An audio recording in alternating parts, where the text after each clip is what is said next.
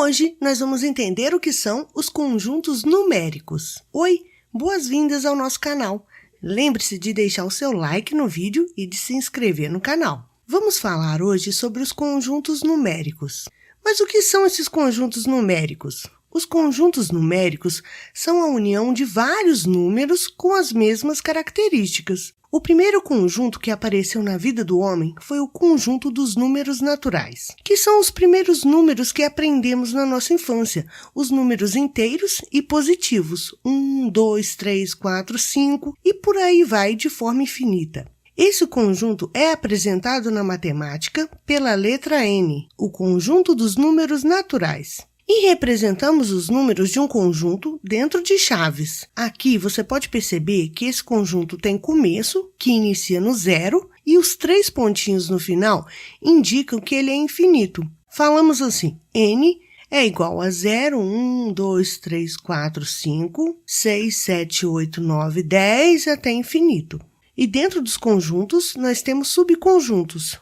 Então, vamos ver os subconjuntos que temos dentro do conjunto dos números naturais. O primeiro subconjunto é dos números naturais não nulos. Esse conjunto é chamado de N asterisco. Nele, a gente encontra todos os números do conjunto dos naturais sem o número zero. Representamos esse conjunto assim.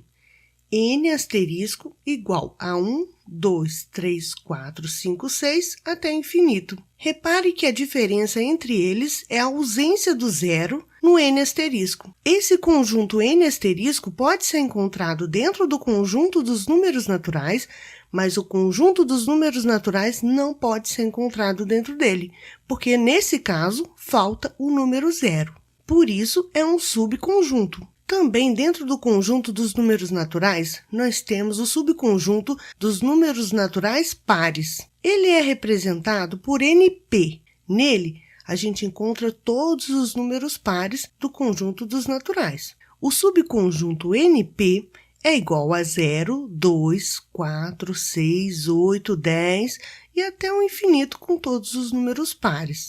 Temos também o subconjunto dos números naturais ímpares, que são representados por NI, e contém todos os números ímpares do conjunto dos números naturais. O subconjunto NI vai ser igual a 1, 3, 5, 7, 9 e 11, infinitamente. Note que o zero aparece como um número par no conjunto dos pares. E se a gente precisar dizer que em um país frio a temperatura fica menos 5 graus negativos, qual conjunto que pertence aos números negativos? Esse é o conjunto dos números inteiros. Ele é representado pela letra Z. O conjunto Z vai ser igual a menos 5, menos 4, menos 3, menos 2, menos 1, 0, 1, 2, 3, 4, 5, infinitamente. Repare que nele a gente encontra todos os números do conjunto dos naturais, do zero até o infinito, mais os números negativos, que são os números que estão abaixo de zero.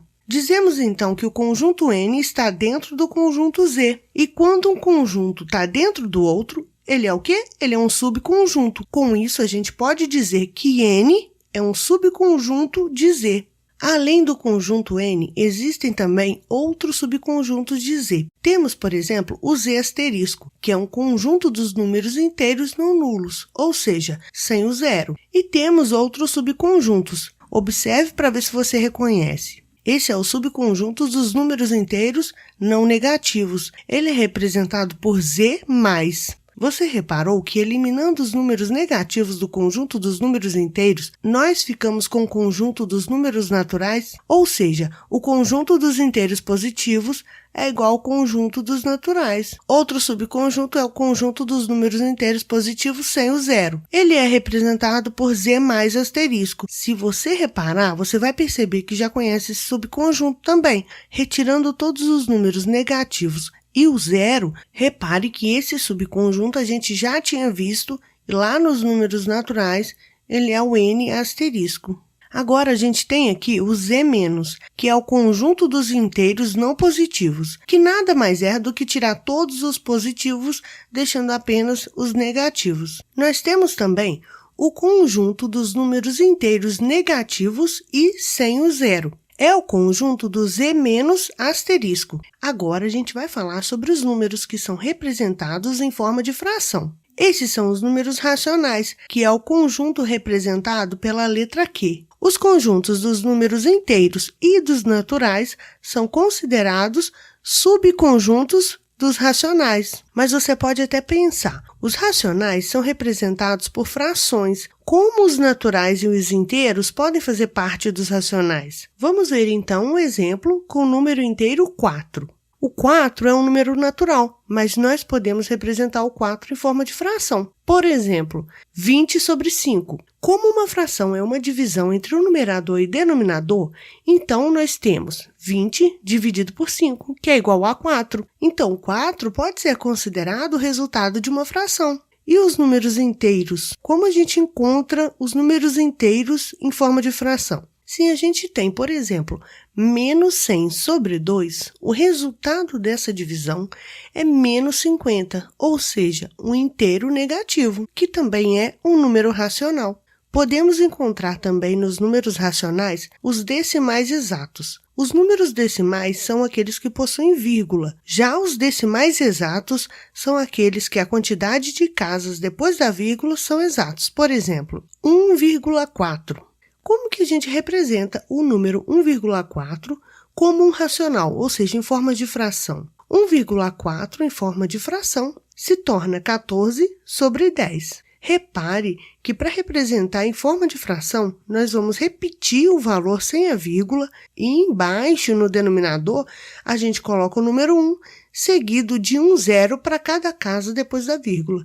Aqui no caso nós temos uma casa depois da vírgula, então nós colocamos 1 zero, ficando 14 sobre 10. Você precisa entender que qualquer número racional vem do resultado de uma divisão. As dízimas periódicas também fazem parte do conjunto dos racionais. Dízimas periódicas são números decimais que, a partir de alguma casa decimal, um algarismo ou um grupo de algarismos, passa a se repetir infinitamente. Por exemplo, 7 dividido por 3, a gente tem um resultado de 2,3333 infinitamente. E quando a gente tem uma dízima não periódica? Para isso, a gente precisa falar dos números irracionais. Um número não pode ser irracional e racional ao mesmo tempo. O conjunto dos números irracionais são representados pela letra I. Vamos ver alguns exemplos de números irracionais. As dízimas não periódicas são irracionais.